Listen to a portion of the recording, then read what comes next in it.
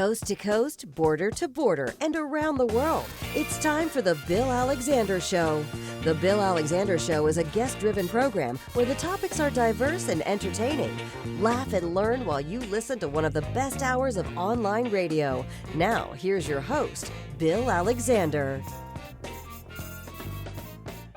Hi, everyone. Yours truly, William Eric Alexander. All my friends call me Bill, and welcome to the Bill Alexander Show. Glad you could join us today as we are talking about a situation that I guess we are dealing with all over the United States. But the gentleman I'm talking to right now, Jeffery Sitcov, is actually dealing with this situation on the West Coast. Jeffrey, how are you doing today? Good evening. Thanks so much for having me. I'm so glad you were able to join us. So give my audience a little idea of what your organization is all about. Sure. Doors of Change is a nonprofit organization that's been around for 21 years now, and we exclusively work on helping homeless youth have a better life and get off the streets. We've done this now, as I said, for 21 years. We've helped over 2,500 youth get housing over that time.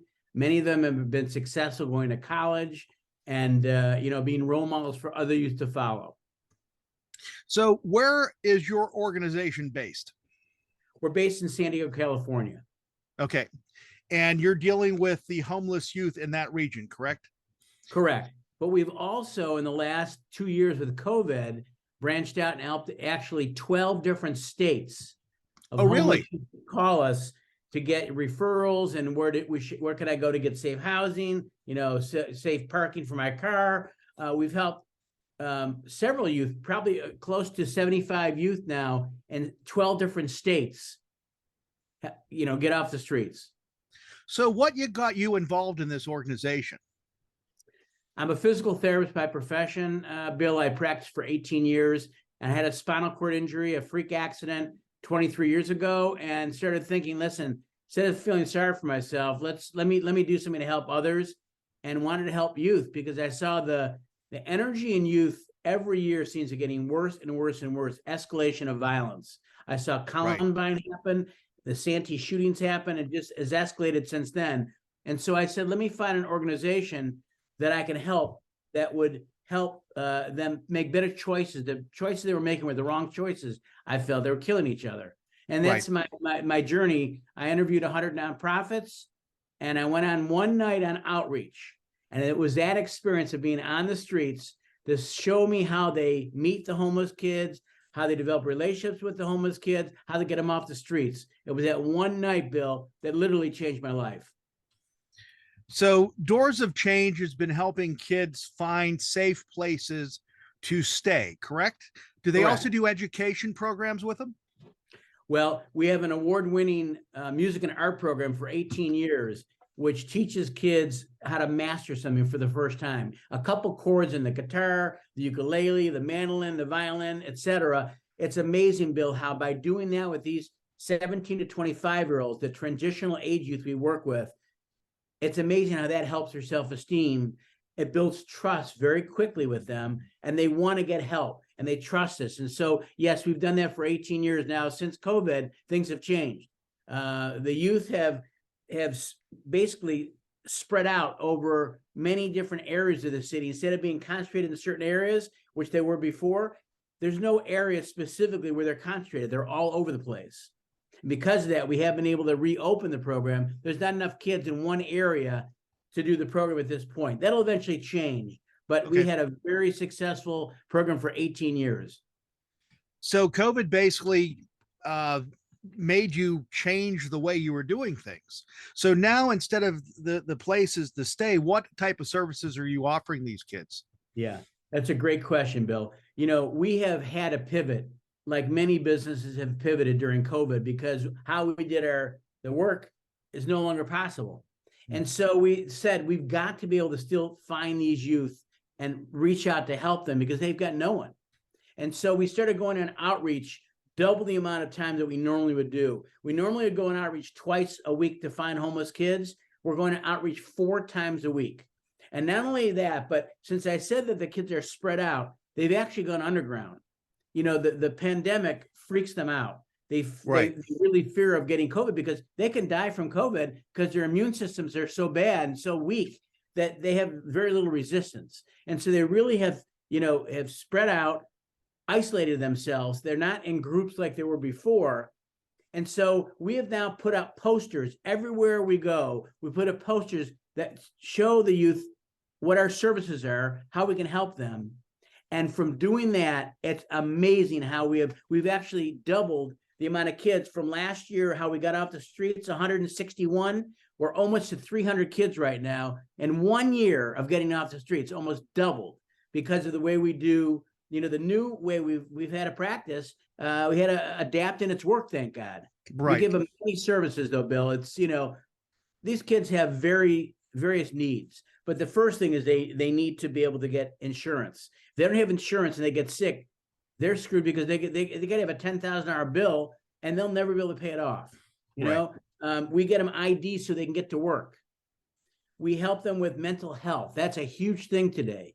Because again, not only are they homeless, but they have the pressure of a pandemic on top of them that can kill them. So these kids are freaked out. We've almost double the amount of kids that have gone to mental health services as a result of this. They trust us enough, and they said, if you think this is worth it, I'll try it. They would never have done that 20 years ago. I'm looking at some numbers that were sent to me that of your kids, 90% of the homeless of the transitional age youth come from dysfunctional families. What is the cause of these kids being basically put on their own at such a young age?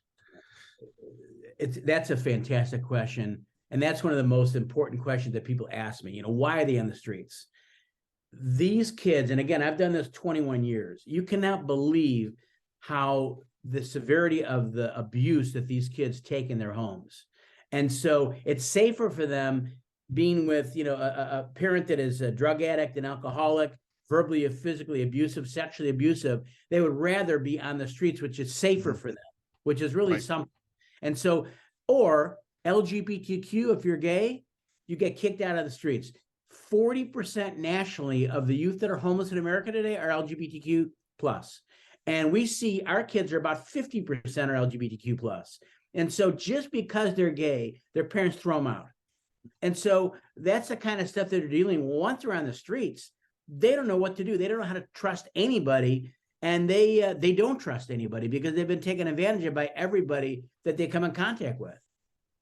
With the LGBTQ plus kids, have you noticed that they're more targeted in the streets for violence than the, I don't want to say average kid, but the ones that are not of that group? I would say yes. I think that the LGBTQ kids, not only are they kicked out of their house, but when they're on the streets, though, they are bullied by other adults. They're bullied by other kids that are homeless because they are weaker in many regards, than some of the big guys that, the tough kids that are going to come and beat them up. So I think that we see it all the time, that the LGBTQ, that's why it's better for them if possible. We have certain centers like in our city and across the United States where it's LGBTQ primarily. It's safer for them. It's more gentler for them because it is not easy, to be gay on the streets. When you're homeless, it's a very difficult situation. And again, mental abuse too. They get mentally beat up, that you're gay and you're queer and blah, blah, blah. They tell them names and it just, they get a lot more than the normal homeless youth because of that.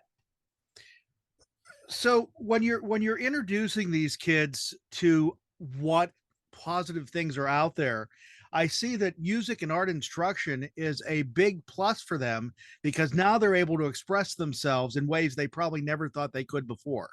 Mm-hmm. We, believe me, these kids, if they don't want to go something or do something, they will not do it. Right. We've had over 8,200 youth come through our program because they want to be there. And why? We don't judge them. Our director, our program director, Joanne Newgard, instructs the whole staff and volunteers. Don't judge these kids. Be loving to them. They got enough of that on the outside. They create a very gentle, wonderful, loving atmosphere. So the kids say, hey, this actually can feel a little safer here. And then when you teach them things and they learn how to master something, that's a huge thing for them. We also incentivize them, Bill, that when they come for 6 classes, they can earn an instrument of their choice. Of the 8 instruments that we do, they can earn any one they want. And it teaches goal setting for them. And that we also come through with our word, because most people never come through with their word for these youth. And so when they see that actually, you said this was going to happen and you actually give me a violin, they start crying. They hug you and thank you because you've come through with your word. So they're learning many things when they come to our program. But the biggest thing is learning how to trust. Because once they trust us, they're open to saying, okay, I want you to help me, please. And they, that's why they meet with their case managers. Nicole McDonald and her group are amazing, amazing people. They listen to these kids, what their needs are, because every kid is different. But by having them approach the case manager and learning that we're only there to help them, they say, wow, this is really something. I mean, for instance, if a kid has a car and their car breaks down, they won't be able to go to work. They're going to lose their paycheck, whatever. So we actually will help pay for fixing their cars so they'll be able to get to work, or if they need a telephone because they want to do telehealth with a psychiatrist for mental health, we'll give them phones, and no fee, we pay for all the costs. We want them to get well. And they start realizing that we're their, adversary, we're advocates for them. And so that's, I think, the biggest thing is building trust.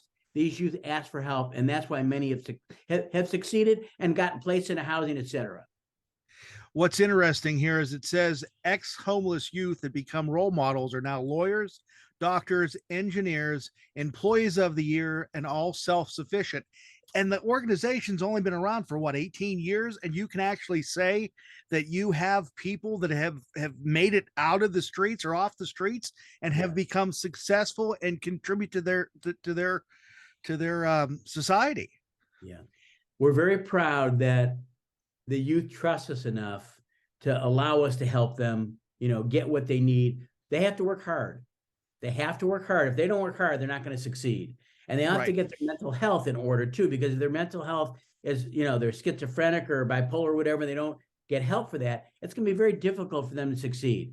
So we help them and guide them in certain ways that will help them. We do have, we're very blessed to have several success stories. But Tyler, who was homeless from 12 to 16 years old, his mom was a meth addict.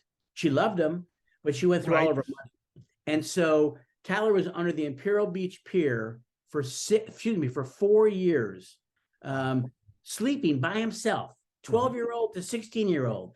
And finally, he came into the shelter where we have our program at, and we gave him a guitar. He didn't take the guitar out of his hand for about 4 months. He literally had this thing everywhere he went.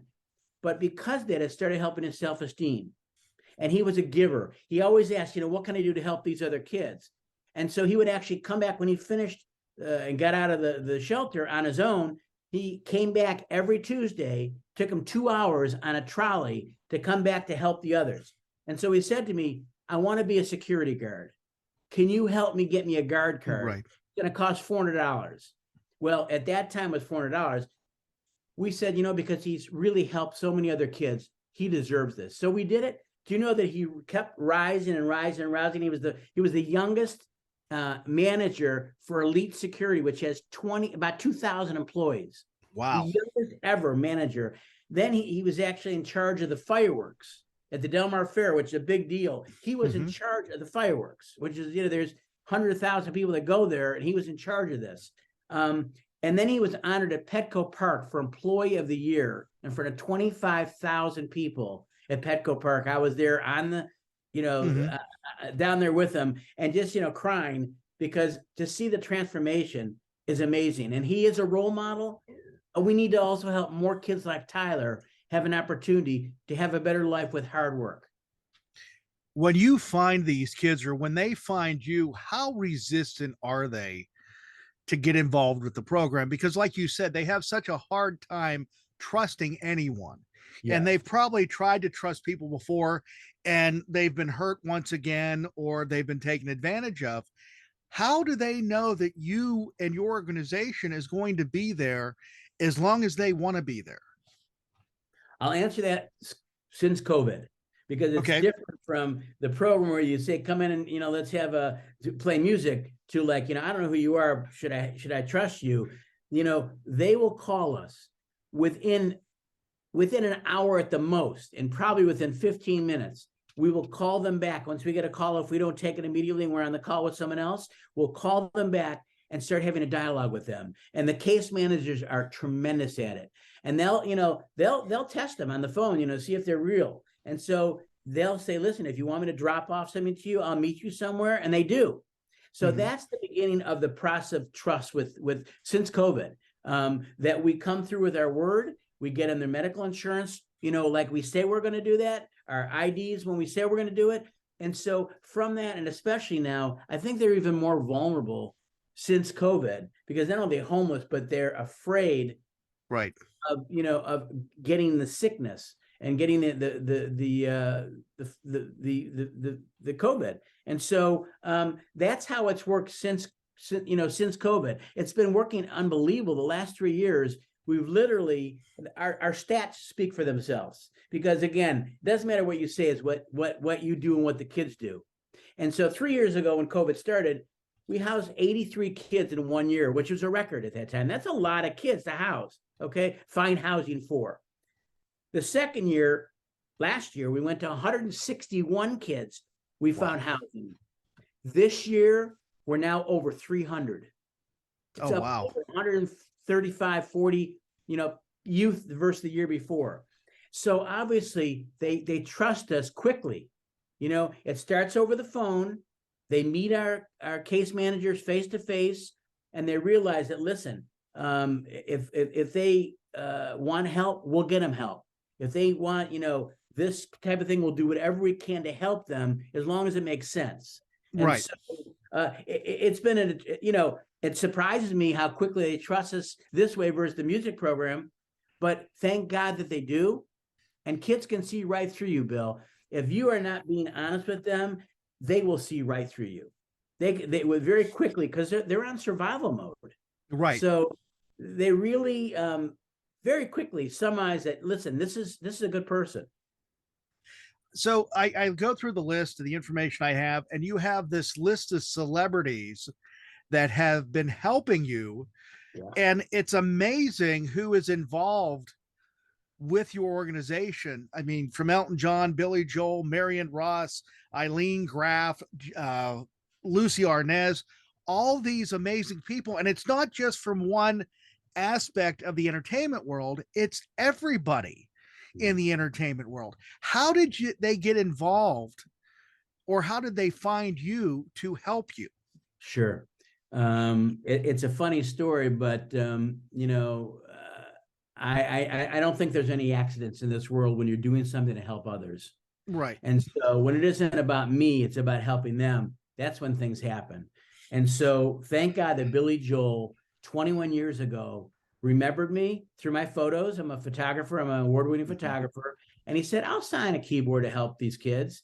And then he started signing keyboards. And within 6 months, I think it was closer to 4 months, Elton John, who was playing with him, they toured together. If sometimes yes. Elton and Billy Joel together. And Elton said, I could help them also. So Elton John then signed a keyboard. Do you know, Bill, between the two of them, they've signed 10 keyboards for us now over the last 21 years.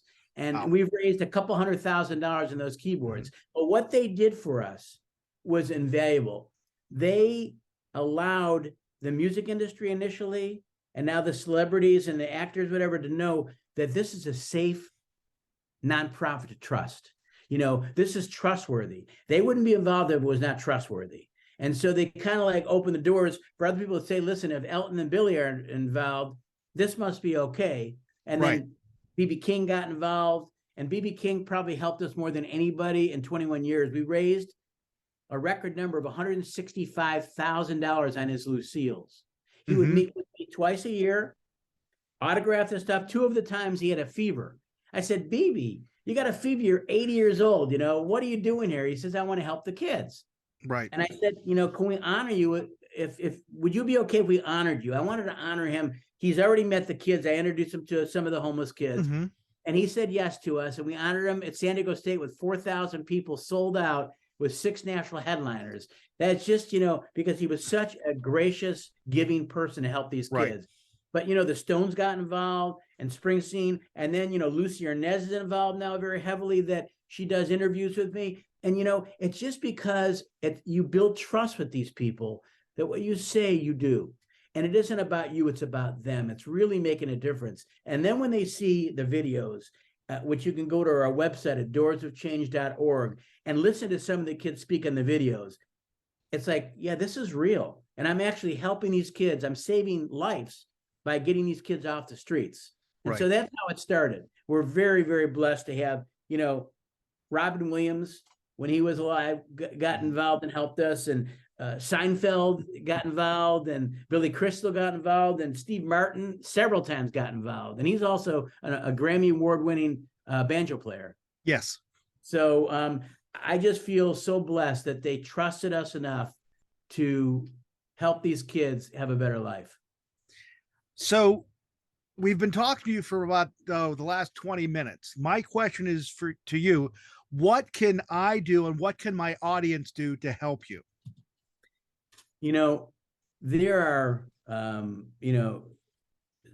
are homeless kids everywhere in America today. There's 3.5 million youth that are on the streets. And so I'm from Buffalo, New York. We've actually helped and mentored the Compass House, which is in Buffalo, New York. And there's places all over the country, great places to help these kids get off the streets. How you can help us? The name Angel Team, we got trademarked many years ago now, that California Angels said, if it had to do with homeless kids, you can use that name. And we're the only ones that they've allowed to use that name. And so we're very blessed that we have an Angel Team. And I say, something, if you're touched by this, and if you don't take action, it's not going to help anybody. But what you can do is a minimum amount, if you want to, if you can, is make an $11 a month donation. That's $132 a year. That's not a huge amount. But if 1,000 people donate $11 a month, you go to our website and you put it on a monthly, donation, $11, sometimes $80, sometimes $100, whatever you can do is great. We will mentor kids anywhere we can in the United States that contact us. We will help them. We've also helped 3 other shelters in different parts of the United States. We've kind of mentored them. We had a national walk 10 years ago. And so, by helping us, it's going to help more kids, not only in San Diego, but now we saw 12 different states, this last 2 years. So that's, I think, the best thing. Money is the most important because, for instance, we're so busy, thank God, that we hired a second full-time case manager this year. That's about $50,000. That's a lot of money, but you have to do that to help these kids get off the streets. So, someone's donation will make a difference by helping fund our programs and the supplies that we need so we can help more kids. We have a proven track record, as you know, Bill. We just want to help more kids have a better life. And if not, it's going to hurt the society. Because the society, if these kids stay on the streets, I go on the streets all the time and see these elderly, and adult people that are homeless. These kids, the transitional age youth from 17 to 25 are the most underserved of the entire homeless population. However, they have the greatest potential to break the cycle of homelessness. Right. Do you know why, Bill? Why is that? Because they've been on the streets for only a couple of years or less. Because they're not so frozen and with the drugs, the alcohol, the mental, disabilities that they get on the streets, more and more, mental sickness. We find that that's the reason that they still, while the light is still potential to help themselves, that's why you do it. Because even though they're 25, they don't act 25. Emotionally, they could be 14 or 15 years old because their parents never taught them how to do what my parents told me to do. Right. And again, it's a shame because it's a lost generation in some cases because they are out there surviving on their own, and they're not getting the guidance unless they find organizations like yours that are able to help them, which thank God you guys are out there to at least get them in a direction where they can be productive citizens in society, so they can actually move forward and actually have some quality of life. It's exactly. And there are success stories. I told you about Tyler. Yeah. I think success stories motivate people when they say, wow. And I'm going to show you. Can I show you a picture? Sure. Go ahead. Let me get a picture.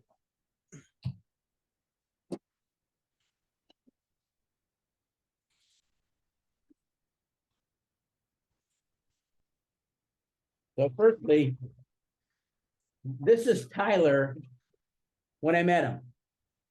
Okay. Okay, on the end. This is Tyler now when he won Employee of the Year at Petco Park. Oh, wow. What a difference. See? What a big difference. Yeah. So people can see this. It's like, wow, this is real. Now, the kid that touched me the most, probably because she was suicidal, when I met her, Justine, she tried to kill herself twice. She was cutting herself.